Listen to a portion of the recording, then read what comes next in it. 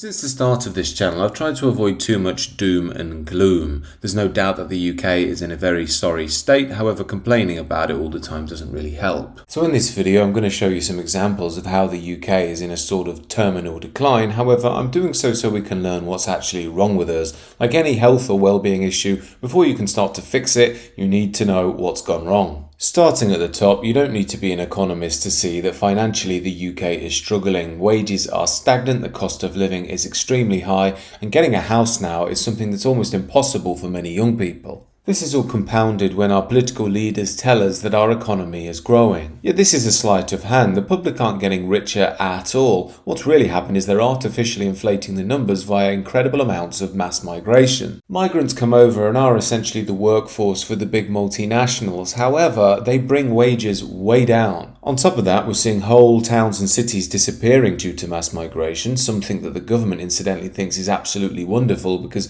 diversity is our strength. And even if you do manage to make half decent money, you're going to lose more than half of it to taxes. These are taxes that go into the infinite black hole of the NHS and are spent on a number of globalist projects nobody really cares about. And the prize that we get for having high taxes and low wages is violent streets. Everybody knows the UK is increasingly dangerous. Further to that, the present environment in the UK means creative types simply aren't developing in industriousness. As Carl Benjamin points out here, to enter the top 5% of earners in the UK, you need to make £82,000 per year.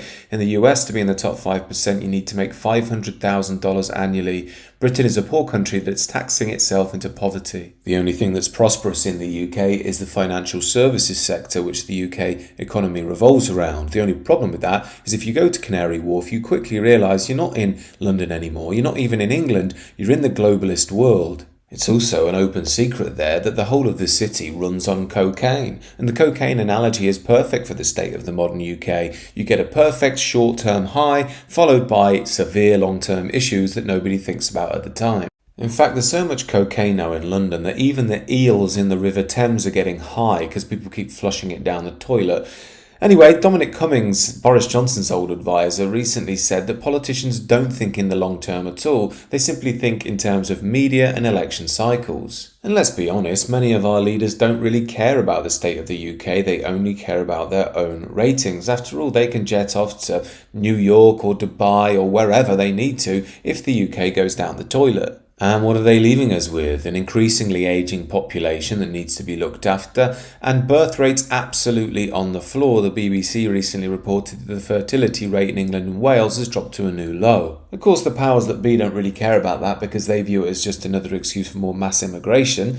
However, when you look at births in the UK now, you see that only 55% are white British. So, in only a matter of decades, it's a very real possibility that the white Brits will be a minority in Britain. And remember, according to our progressive overlords, that's a good thing. You're evil, stupid and racist and not welcome in modern Britain if you think it's bad. And that's why, despite me not agreeing with it personally, I can understand why some people don't want to bring kids into modern Britain. It's incredibly expensive, they might not be able to look after their own children, and let's be honest, it's not even really their country anymore. If a Somali or a Pakistani steps off the boat tomorrow and gets a British passport, they're seen as just as British as someone whose ancestors have been here for thousands of years. And what sort of world do youngsters grow up in these days? They're brainwashed by wokeism as soon as they get to school, if not before with modern children's TV. And then when they grow up, they have things like this on the streets of London. A bunch of confused gays dressed as gimps, dancing to mind-numbing screeches of globalist pop, protesting for Palestine, a people and a religion that despises them.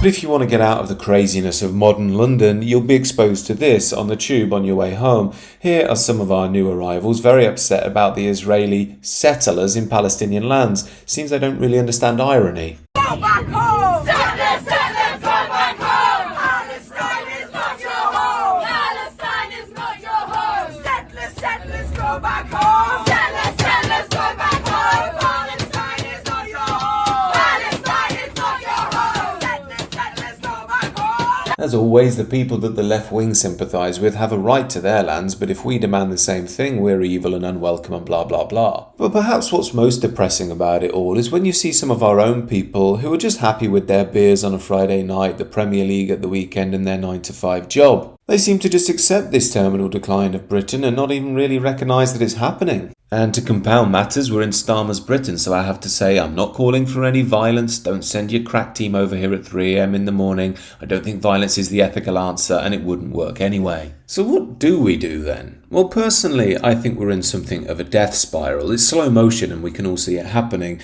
But sometimes in life you need to let something die so it can be reborn in a truer form. I think we're seeing that silver lining developing all over the place now. People are getting a spiritual connection with their homeland, with their cultures, with their traditions, with their peoples throughout time.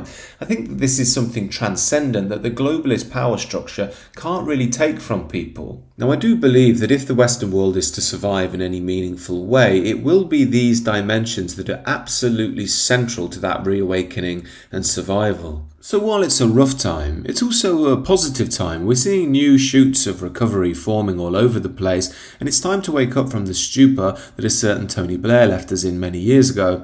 These are just my thoughts, however. Do let me know what you think down below, and do consider subscribing to the channel.